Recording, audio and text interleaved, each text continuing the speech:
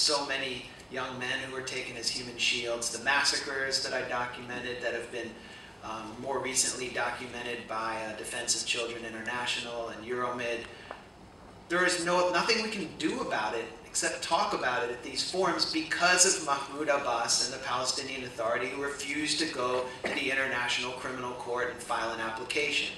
Even Hamas, which would itself stand trial for crimes against humanity, has agreed to file an application at the International Criminal Court. All of the heads of the Palestinian Liberation Organization, the PLO, have agreed to go to the ICC. Everyone except Mahmoud Abbas. And we constantly hear from Zionists that they, if there was a Palestinian Nelson Mandela, then they'd be free, which of course we know is artifice. But now we see that what they want is not a Palestinian Mandela, but a Palestinian Lucas Van Gope, which they found in Abbas.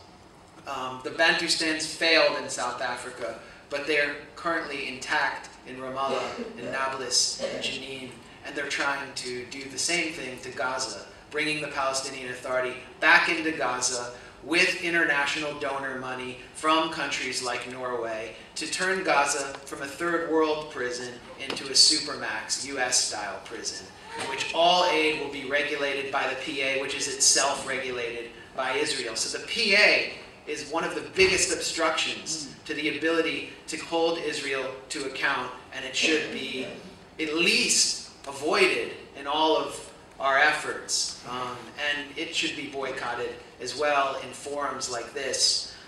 Egypt, the illegal coup regime of Egypt and Abdel Fattah al-Sisi, is a major aspect of the crushing siege on the Gaza Strip.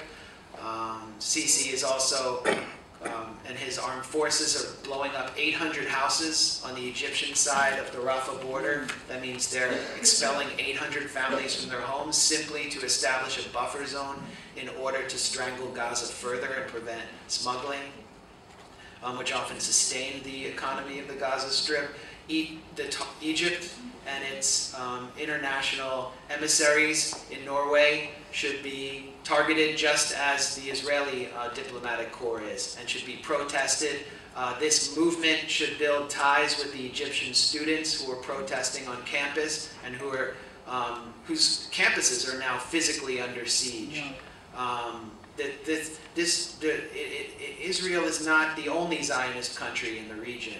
You have Egypt, you have the UAE, and you have so many of these other tyrants who are crushing Palestinians. And of course, Yarmouk is still under siege in Syria. Let's not forget about them.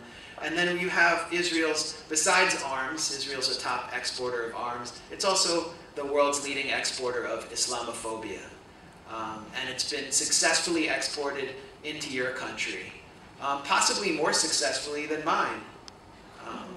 It's a key factor in the success of your right-wing government. And it needs to be, when you have to recognize that when you challenge Islamophobia at home, you are challenging Zionism abroad. This has been injected into your society to corrode the social fabric, to divide people, and to promote the vision of a clash of civilizations that Netanyahu wants to fulfill, in contrast to the clash that Bassem is waging, which is a clash of rights.